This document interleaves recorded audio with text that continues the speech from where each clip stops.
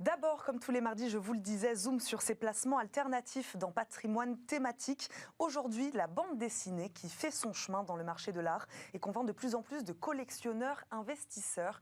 Car oui, investir dans la bande dessinée peut s'avérer être un investissement très rentable, à l'image du dessin signé Hergé, préparateur de la couverture du Lotus Bleu, qui a été vendu aux enchères il y a quelques jours pour la somme record de 3,2 millions d'euros. Éric Leroy, expert des bandes dessinées chez Arcurial, maison internationale de vente aux enchères, est notre invité. Bonjour Éric Leroy. Bonjour. Merci beaucoup d'être avec nous aujourd'hui sur le plateau de Smart Patrimoine. Éric Leroy, première question. Les premiers à avoir investi dans la BD, ce sont des passionnés. Ça commence toujours un peu comme ça? Alors, ce sont des vrais passionnés, puisqu'ils ont commencé dans les années 70 à collectionner les premières éditions originales, les albums. Après, il y a eu les objets.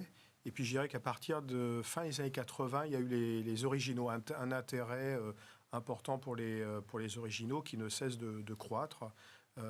Et aujourd'hui, ce sont les plus gros prix. Alors expliquez-nous, Éric Leroy, on va rentrer dans le détail. En effet, on va parler des planches originales que les investisseurs s'arrachent. Donc là, on parlait des passionnés. À quand remonte maintenant, on va dire, l'intérêt des non-initiés, justement, à ce marché de la BD? Je dirais qu'ils ont toujours été initiés parce que la bande dessinée elle a un avantage sur beaucoup de disciplines, c'est que c'est avant tout de la nostalgie. Souvent, c'est des gens qui me disent « je rachète à prix d'or ce que j'ai jeté étant petit ». Donc, il y a les éditions originales, les albums, mais c'est vrai que quand on a une planche originale à l'encre de Chine devant soi et qui évoque des souvenirs de lecture d'enfance, là, il y a plus de prix et ça touche tout le monde, toutes les catégories socio-professionnelles. Et c'est ça qui fait la force de la bande dessinée, c'est avant tout un art populaire. Et ça touche donc à notre histoire, à notre passé. On ne dépend pas du dollar ou du yen, je dis toujours, on dépend vraiment de notre passé, de notre histoire. Et puis il y a des jeunes qui dessinent depuis quelques années, qui font des séries formidables. Et c'est vrai que là, c'est des vrais dessinateurs finalement. Vous avez l'art contemporain qui était vraiment de la peinture, du non-figuratif. Et nous, la bande dessinée, on est dans le figuratif. Donc, on complétait un petit peu cette case manquante dans cet art contemporain. Donc, ça a intéressé et ça intéresse beaucoup de gens de plus en plus. Mais il est vrai que ceux qui ont acheté il y a 30 ans ont fait des placements fabuleux. On va rentrer dans le détail même des prix. Là, je parlais de la somme record de 3,2 millions d'euros pour une planche signée Hergé. Une question sur votre maison de vente aux enchères, Arcurial. Quelle place donc prennent aujourd'hui, pour qu'on comprenne bien, ces BD, ces planches originales, ce marché de la BD dans votre maison de vente, pour qu'on comprenne un peu? Cette année, on a fait près de 10 millions d'euros, l'année dernière, je veux dire, on a fait 10 millions d'euros de chiffre d'affaires. En 5 ventes aux enchères. On a fait la vente Sampé qui me tenait à cœur, notamment depuis longtemps. Donc Sampé, c'est aussi c'est de l'illustrateur, c'est plus de la bande dessinée. C'est quelqu'un qui a travaillé pour le New Yorker, qui est connu aux États-Unis avec un fabuleux dessin.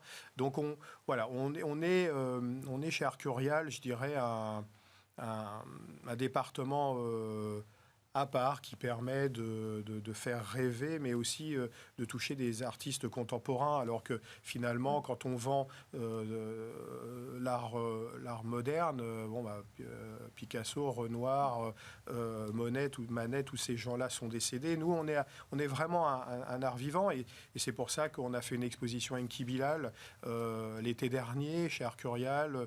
On a d'autres projets avec lui, avec d'autres. Enfin, vous voyez, c'est vraiment vivant. Donc on est un art vivant chez Arcurial et on a toujours des projets, plein de choses en tête. On va parler de ces auteurs qui marchent aujourd'hui. Quels sont donc, vous le disiez, les objets liés au BD ou au marché de la BD les plus prisés aujourd'hui par les collectionneurs? Ce ne sont donc plus forcément les albums en eux-mêmes, c'est bien ça? Alors les albums, ce qu'il faut bien comprendre, parce qu'on m'appelle souvent pour les albums, il faut avoir les albums à l'état neuf. En fait, c'est comme les timbres ou les pièces de monnaie. Si votre album est abîmé, c'est fini. En fait, on recherche ce qui était fait pour les enfants à l'état neuf. Donc, si vous avez un album des années 30 ou 40 de Tintin à l'état neuf, ça vaut beaucoup plus cher que s'il a été lu, abîmé, déchiré. Donc ça, c'est un marché important. Mais surtout, aujourd'hui, c'est les dessins. Et effectivement, on décore nos appartements. Finalement, les gens décorent leur appartement avec des dessins de bande dessinée. Ce sont des vrais petits tableaux parfois. On a vendu un dessin sur la Lune. Tintin, on a marché sur la Lune. Voilà, c'était en couleur directe. Ça, c'est quelque chose de rare chez Hergé parce qu'il travaillait beaucoup en noir et blanc. Et donc là, forcément, la personne qui l'a acheté met ça au mur et c'est un vrai petit tableau. Donc là, on décore son chez-soi avec des planches de bande dessinée. C'est une vraie œuvre d'art. Une vraie œuvre d'art qui est unique. C'est le dessin du maître, finalement. Et c'est ça qui est important et qui a pris le dessus, je dirais, sur le marché de la bande dessinée des années 80, qui était vraiment beaucoup plus sur les livres, les albums, les éditions originales.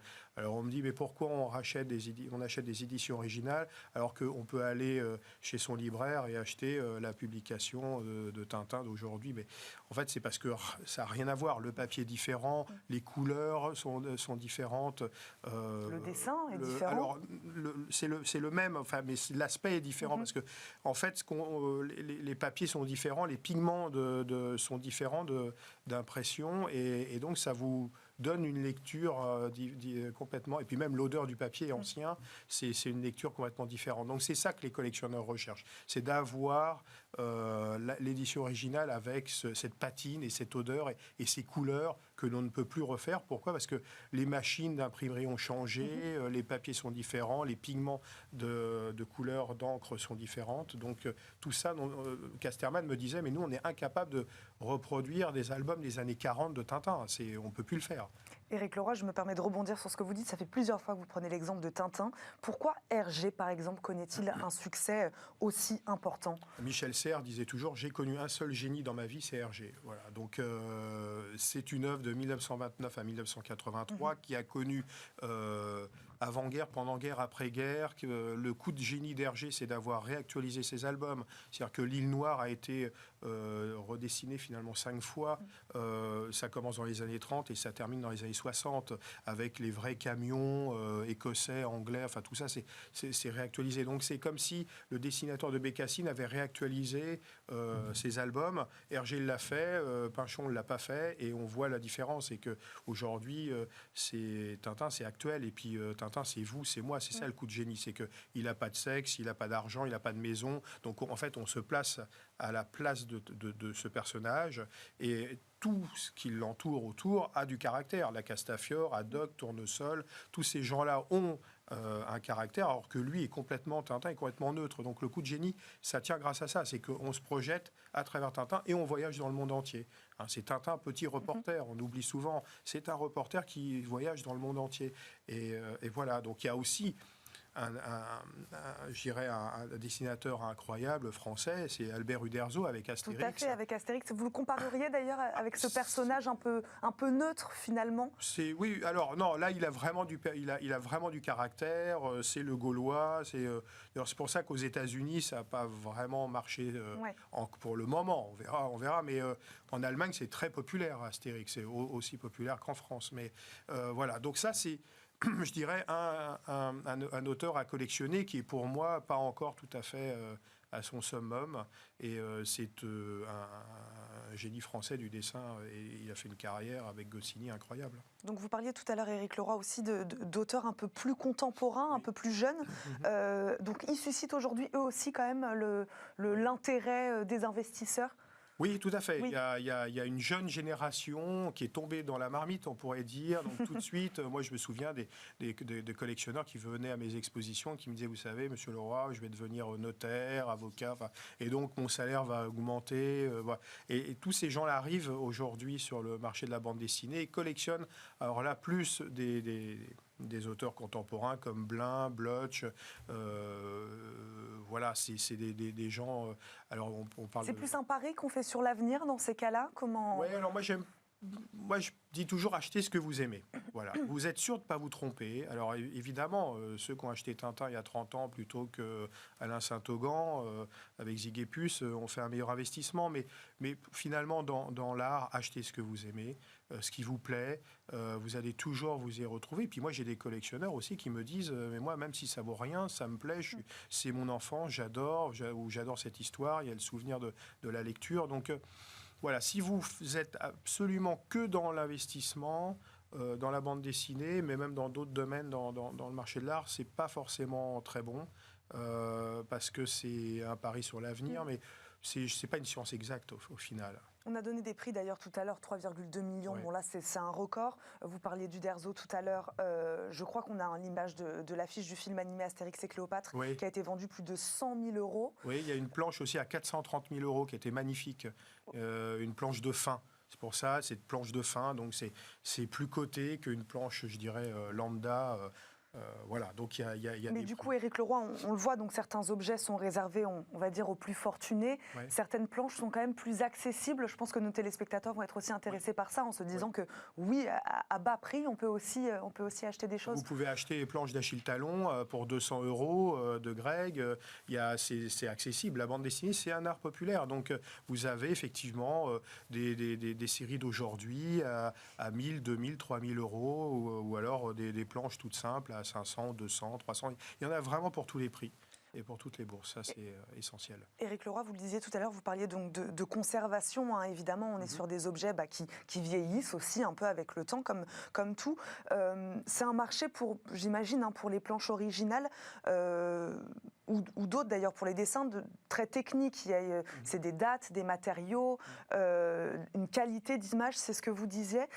Comment s'assurer, je ne sais pas de quelle manière c'est important, de s'assurer de l'authenticité d'un objet quand on veut investir, comment être sûr qu'on achète bien une planche originale?